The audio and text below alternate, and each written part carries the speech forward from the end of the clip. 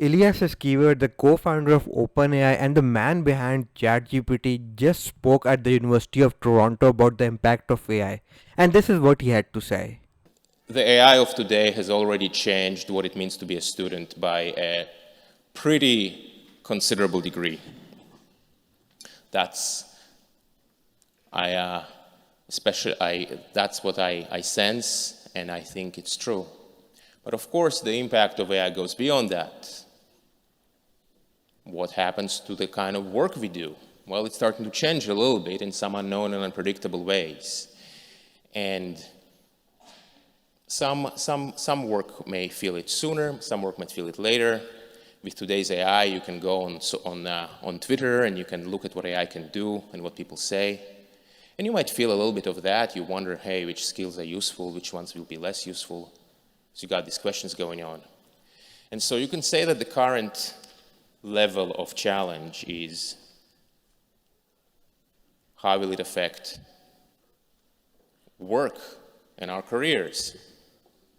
But the real challenge with AI is that it's really unprecedented and really extreme, and it's going to be very different in the future compared to the way it is today.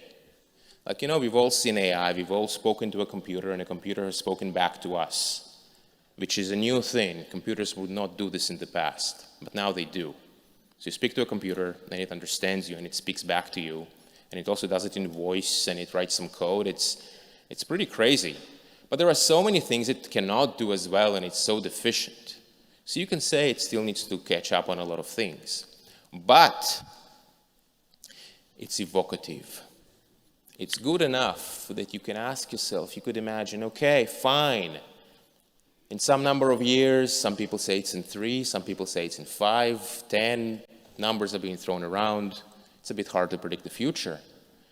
But slowly but surely, or maybe not so slowly, AI will keep getting better. And the day will come when AI will do all the things that we can do. Not just some of them, but all of them. Anything which I can learn, anything which any one of you can learn, the AI could do as well. How do we know this, by the way? How can I be so sure? How can I be so sure of that? The reason is that all of us have a brain, and the brain is a biological computer. That's why. We have a brain, the brain is a biological computer. So why can't a digital computer, a digital brain, do the same things? This is the one-sentence summary for why AI will be able to do all those things. Because we have a brain, and the brain is a biological computer. And so you can start asking yourselves, what's going to happen? What's going to happen when computers can do all of our jobs, right? Those are really big questions. Those are dramatic questions. And right now, like, you start thinking about it a little bit, you go, gosh, that's a little intense. But it's actually only part of the intensity. Because what's going to happen? What will we, the collective we, want to use these AIs for? Do more work, grow the economy, do R&D, do AI research, so then the rate of progress will become really extremely fast, for some time at least. These are such extreme things. These are such unimaginable things. So right now I'm trying to pull you into that a little bit, into this headspace of this really extreme and radical future that AI creates. But it's also very difficult to imagine. It's very, very difficult to imagine. It's very difficult to internalize and to really believe on an emotional level. Even I struggle with it. And yet the logic seems to dictate that this very likely should happen. So what does one do in such a world? There is a quote which is like this,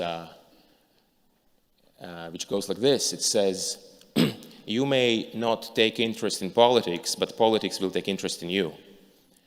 So the same applies to AI many times over. And in particular, I think that by simply using AI and looking at what the best AI of today can do, you get an intuition. You get an intuition. And as AI continues to improve in 1 year, in 2 years, in 3 years, the intuition will become stronger. And a lot of the things that we are talking about now, they will become much more real. They'll become less imaginary. In the end of the day, no amount of essays and explanations can compete with what we see with our own senses, with our own 2 eyes. And especially with AI, the very smart super intelligent AI in the future, there will be very profound issues about making sure that they say what they say and not pretend to be something else.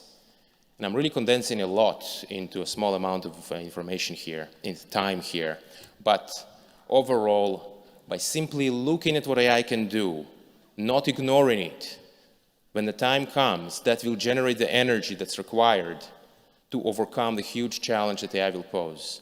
And the challenge that AI poses, in some sense, is the greatest challenge of humanity ever. And overcoming it will also bring the greatest reward. And in some sense, whether you like it or not, your life is going to be affected by AI to a great extent. And so looking at it, paying attention, and then generating the energy to solve the problems that will come up, that's going to be the main thing. And I'll stop here. Thank you so much.